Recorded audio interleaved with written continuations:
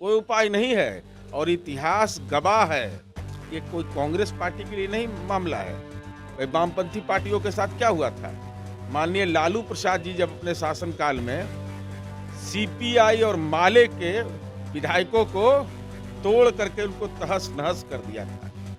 तो उसी रास्ते पर तेजस्वी भी चल पड़े हैं। आंख दिखा रहे हैं, अब आत्मसम्मान है तो स्वाभाविक है। निर्णय उनको लेना है, निर्णय वो क्या लेते हैं वो जाने। नमस्कार, न्यूज़ नेशन देख रहे हैं और मैं आपके साथ रंजन सिंह। आपको बता दें कि राजद और कांग्रेस में जो है जंग छिड़ गया है। कांग्रेस ने 24 घंटे का अल्टीमेटम राजद को दे दिया है कि जल्द से जल्द फैसला लें तेजस्वी यादव। महागठबंधन में जिस तरीके से नेता प्रतिपक्ष के रूप में तेजस्वी यादव हैं, तो उनको फैसला लेना चाहिए। और कुशेश्वर स्थान जो कांग्रेस का सीट है, वहां कांग्रेस उम्मीदवार उतारेगी। अगर नहीं तो दोनों जगह पर उम्मीदवार कांग्रेस भी उतारेगी और राजद ने भी दोनों जगह उम्मीदवार उतार दिया। हम बात करेंगे जेडीयू के मुख्य प्रवक्ता हैं हमारे साथ, उनसे क्या हो रहा है।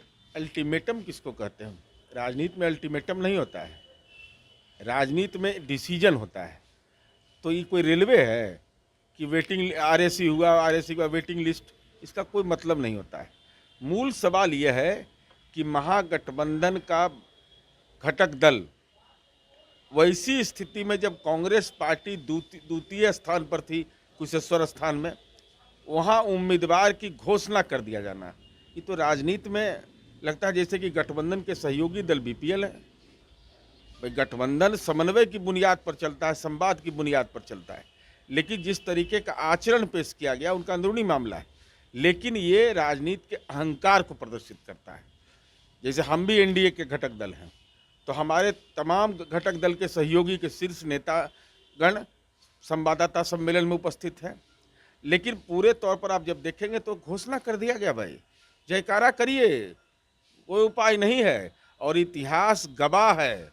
ये कोई कांग्रेस पार्टी के लिए नहीं मामला है। भाई वामपंथी पार्टियों के साथ क्या हुआ था?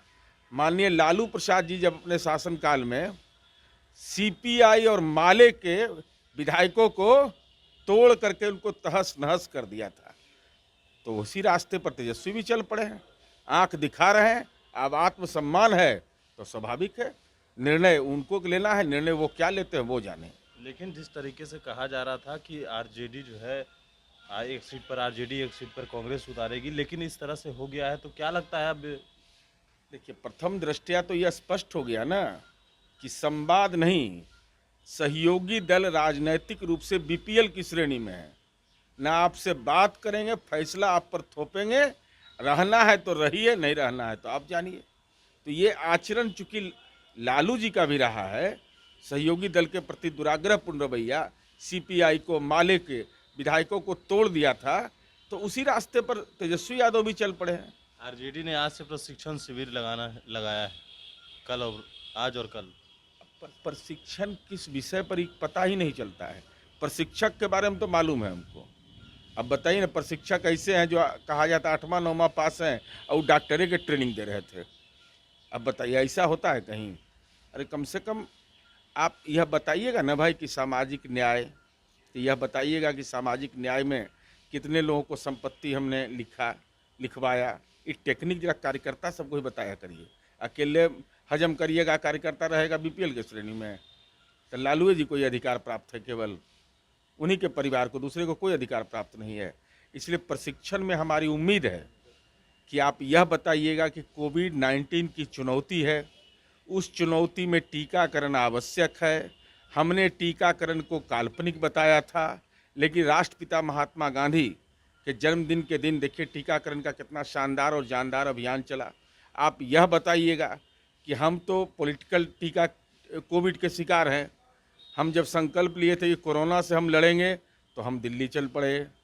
32 लाख लोग देश के दूसरे राज्यों से बिहार के लोग आए। बिहार सरकार की ये उपलब्धि रही कि एक भी कानून व्यवस्था की स्थिति उत्पन्न नहीं हुई। आप देख लीजिए मुंबई में क्या हुआ, गुजरात में क्या हुआ, दिल्ली में क्या हुआ, उत्तर प्रदेश में क्या हुआ, लेकिन हमारे भाई बहन 32 लाख बिहार में आए, एक भी घटना नहीं हुई नीतीश कुमार जी का गवर्नेंस है। आप यह बताइएगा लोगों को कि और क्या है, आपके पास एजेंडा क्या है, यही तो हम जानना चाहते हैं। ये थे हमारे साथ जेडीयू के मुख्य प्रवक्ता नीरज कुमार। अब देखना ये होगा कि आखिरकार कांग्रेस और राजद का क्या होना है। जिस तरीके से अब सीटों का ऐलान हो गया है, तो अब देखने वाली बात यह होगी कि कांग्रेस भी क्या उम्मीदवार उतारती है। वंश फाउंडेशन के साथ नमस्कार।